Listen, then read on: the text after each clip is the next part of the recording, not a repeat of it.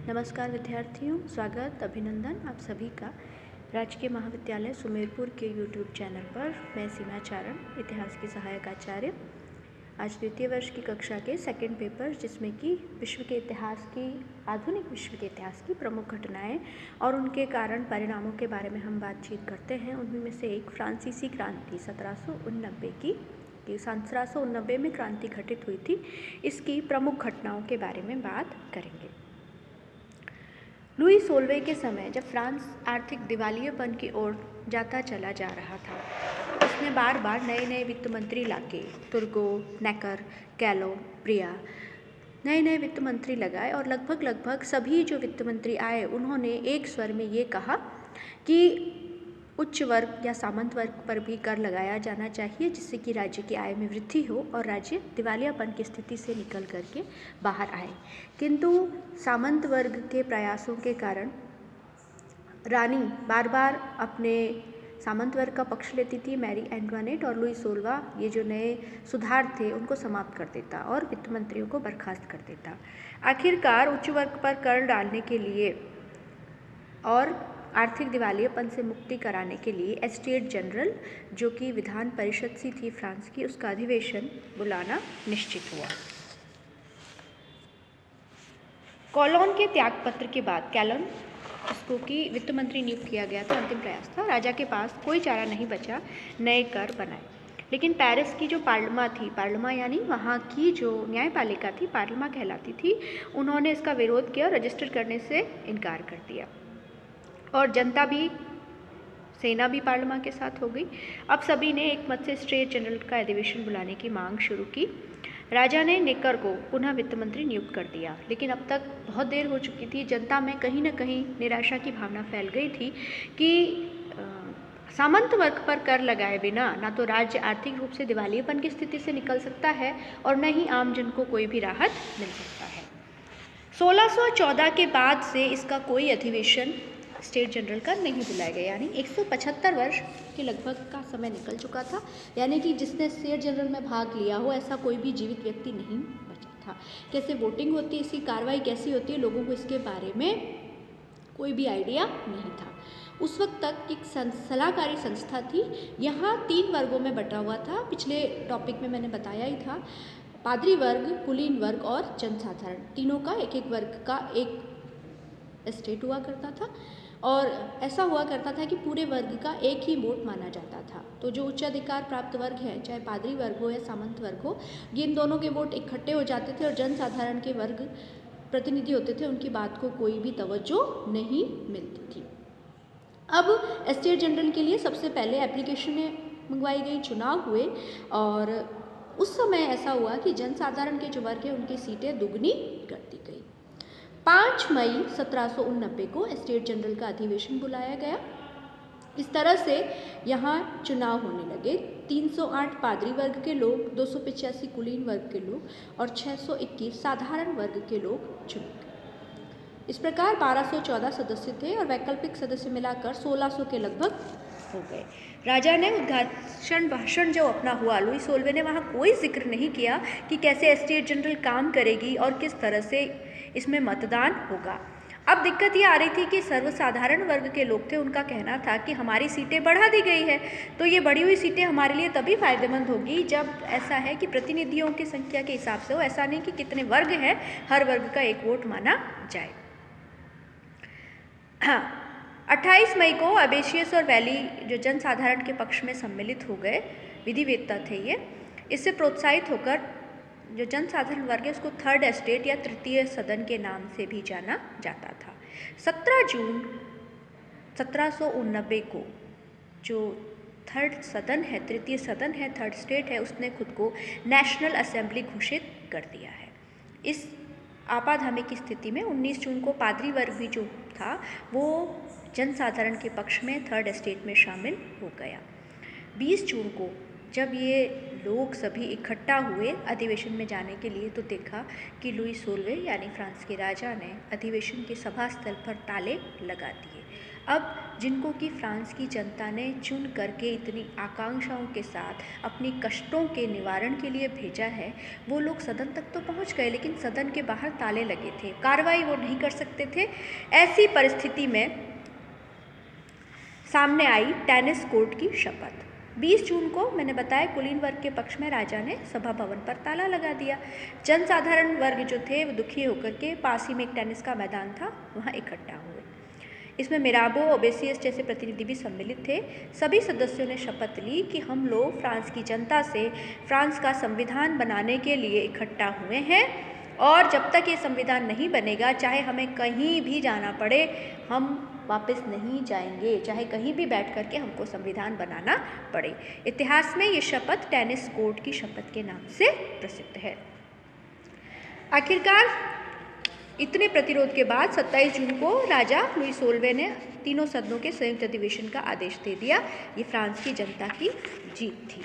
अब जो राष्ट्रीय सभा है उसने अपना काम करना शुरू कर दिया। इसी दौरान ऐसा हुआ कि संविधान सभा के काम के दौरान राजा रानी ने कुलीनों के दबाव में आकर वित्त मंत्री नेकर को उसके पद से हटा दिया और सेना को बुला दिया। इस सेना में विदेशी सैनिक भी आए हुए थे।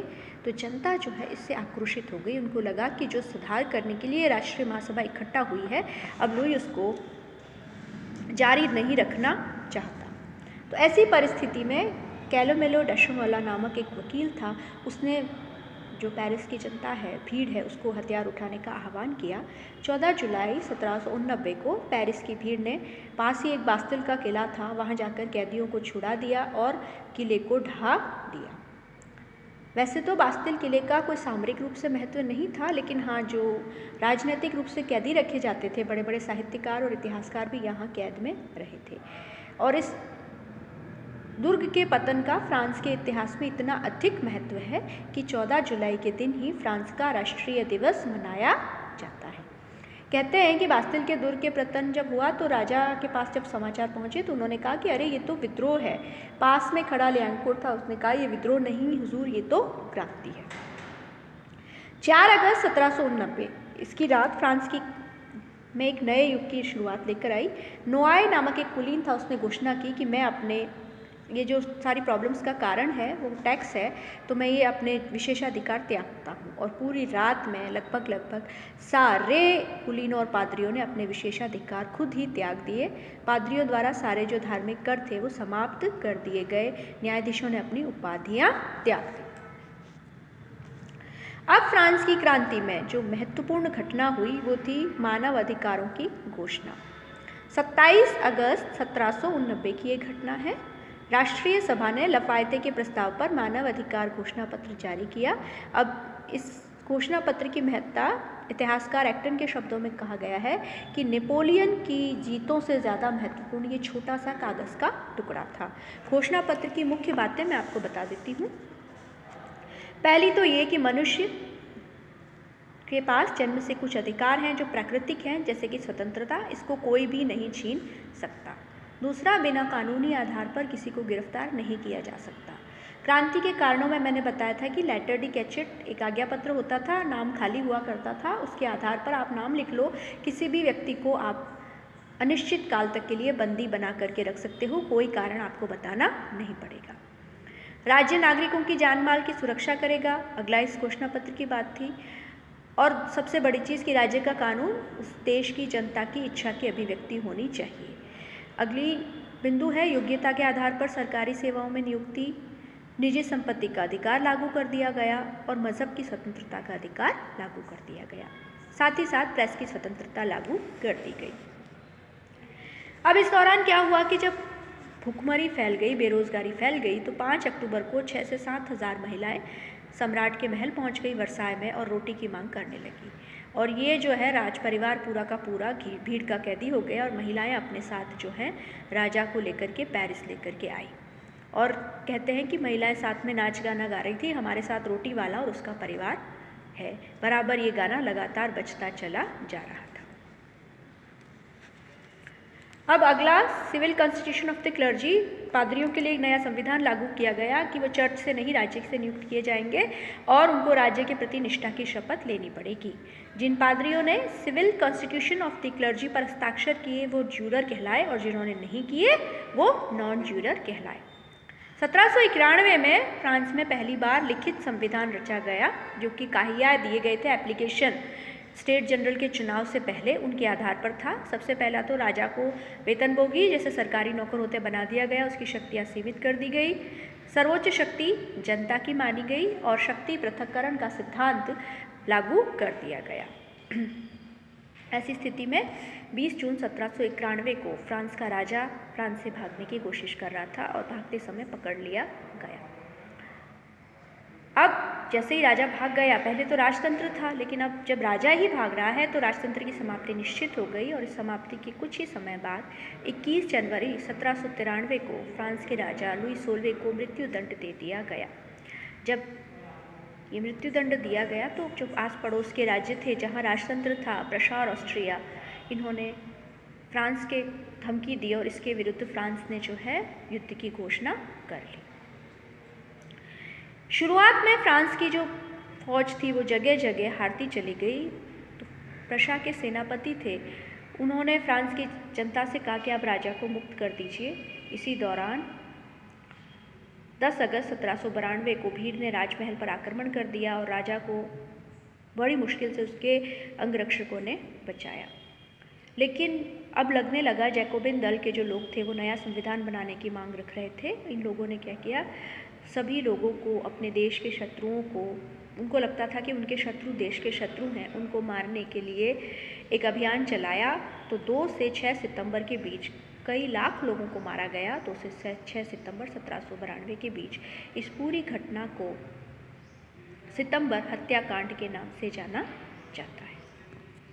अब अगली 1792 से 1795 के बीच फ्रांस में है कन्वेंशन का शासन रहा। ये कन्वेंशन का शासन, फ्रांस में उस समय 2 दल थे, जैकोबिन और जिरंदिस्ट दल। इनके बीच में हुए संघर्ष के कारण और हत्याकांड जो किए गए उनके कारण याद किया जाता है।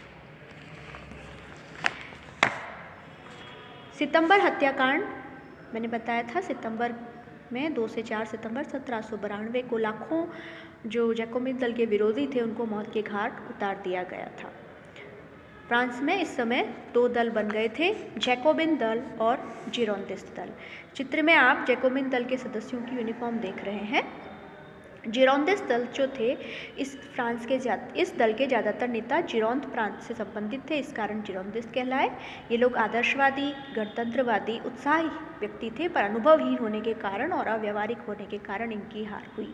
इनका कहना था कि क्रांति में सिर्फ फ्रांस की जगह पेरिस को महत्व दिया जा रहा है, पेरिस को ज़रूरत से ज़्यादा महत्व दिए जाने के कारण ये उसके खिलाफ थे। दूसरा दल था जैकोबिन दल। इसके सदस्यों की यूनिफॉर्म आप देख रहे हो। इस दल का केंद्र पेरिस था। इसके सदस्य ज़्यादा व्यवहारिक थे पर वे उग्र गणतंत्रवादी थे। इन्होंने गणतंत्र की सुरक्षा के लिए उपाय किए। इस दल के प्रमुख नेताओं में दांते, रोबेस्पियर, मारा, हेबर आदि प्रमुख है। इसी दल के एक नेता रोबेस्पियर द्वारा आतंक का शासन स्थापित कर दिया गया। इस दल की ज़्यादातर बैठकें जो हैं पेरिस के जैकब चर्च में होती थी, इस कारण ये दल जैकोबिन दल कहलाया। इस दल के ज़्यादातर सदस्य छोटे दुकानदार, कारीगर, घड़ीसाज, नौकर और मजदूर थे। जैकोबिन सदस्य के जो लोग हैं वो लंबी पैंट पहनते थे जिसको सॉ क्यूलाट कहते थे। इसके अलावा स्वतंत्रता की प्रतीक लाल टोपी भी ये पहने करते थे। उस समय जो कुलीन वर्ग के लोग हैं वो ब्रीचेस पहनते थे, आप देखते हो जिसमें घुटना मुड़ा हुआ होता है। तो सॉ क्यूलाट बिना घुटने वाले सीधी लंबी पैंट ये पहनकर कुलीन वर्ग का विरोध किया करते थे। अब जब कन्वेंशन का शासन था तो उस पूरे शासन को आतंक के शासन के नाम से जाना गया है। इसकी स्थापना रोबेस्पियर द्वारा की गई। उसने गणतंत्र की रक्षा, आंतरिक विद्रोह के दमन और फ्रांस पर विदेशी आक्रमणों से बचने का बहाना लगाया, लेकिन वास्तव में वो पूरा अपना नियंत्रण स्थापित करना चाहता था। इससे बाहरी शत्रुओं और क्रांति विरोधियों पर सफलता तो मिली, लेकिन लगातार आतंक का शासन जारी रखना गलत था। दांते द्वारा विद्रोह के दमन के बाद उसने प्रयास किया कि उसे ख़त्म कर दिया जाए आतंक के शासन को, लेकिन रोबोस्पियर ने इसे गिलोटिन पर चढ़ा दिया। सामने गिलोटिन का चित्र है। फ्रांस की क्रांति के समय जीवित व्यक्तियों को इस तरह से उसकी गर्दन धड़ से अलग की जाती थी। उसके लिए जो यंत्र काम में लिया जाता था उसे गिलोटिन कहा जाता था। कन्वेंशन द्वारा 1795 में नया संविधान बना दिया गया। उससे पहले ही 28 जुलाई 1794 को रोबोस्पियर की हत्या हो गई और इस तरह से आतंक की समाप्ति हो गई। 1795 के संविधान के अनुसार फ्रांस में डायरेक्टरी व्यवस्था की स्थापना हुई। ये व्यवस्था 1795 से 1799 तक चलती रही। ये व्यवस्था पूरी तरह से असफल सिद्ध हुई। डायरेक्टर के जो शासन था न सिर्फ बाहरी क्षेत्र में बल्कि आंतरिक प्रशासन में भी दुर्भाग्यशाली रहा। डायरेक्टरी मंडल ने स्पेन से संधि करके इसके अलावा प्रशा, हॉलैंड, पुर्तगाल, जर्मनी, इटली के राज्यों से शांति स्थापित कर दी। उसी दौरान नेपोलियन बोनापार्ट ने ऑस्ट्रिया को युद्ध में हराया। ये सब हार गए, सारे जो यूरोप के राज्य थे और संधि कर ली। सिर्फ एक इंग्लैंड ही बचा था। लेकिन जो डायरेक्टरी के लोग थे बाहरी मोर्चों पर तो नेपोलियन के अधीन खूब फ्रांस की सेनाएं सफल हो रही थी, लेकिन आंतरिक अशांति बनाए उसको ख़त्म करने में डायरेक्टर मंडल के सदस्य असफल रहे। इसी दौरान पैंथियन नामक सोसाइटी का एक विरोधी दल तैयार हो गया। इसकी पत्रिका ट्रिब्यून निकलती थी, जिसने बढ़ती महंगाई से देश की हालत पर जो है लोगों का ध्यान आकर्षित किया। ये जो सारे हालात थे, बाहरी जीते तो नेपोलियन कर ही रहा था, लेकिन आंतरिक प्रांतीय दंगे हो रहे थे। इसके अलावा आर्थिक मामलों में डायरेक्टरी विफल रही। इसी के कारण नेपोलियन के उत्थान में मदद मिली। तो बच्चों, ये थी फ्रांस की क्रांति की महत्वपूर्ण घटनाएं, जिन्होंने न सिर्फ फ्रांस बल्कि आने वाले समय में संपूर्ण विश्व के इतिहास पर बड़ा ही प्रभाव डाला। इतना कहकर ही आज का वीडियो मैं यहीं समाप्त करती हूँ। धन्यवाद। जय हिंद, जय भारत।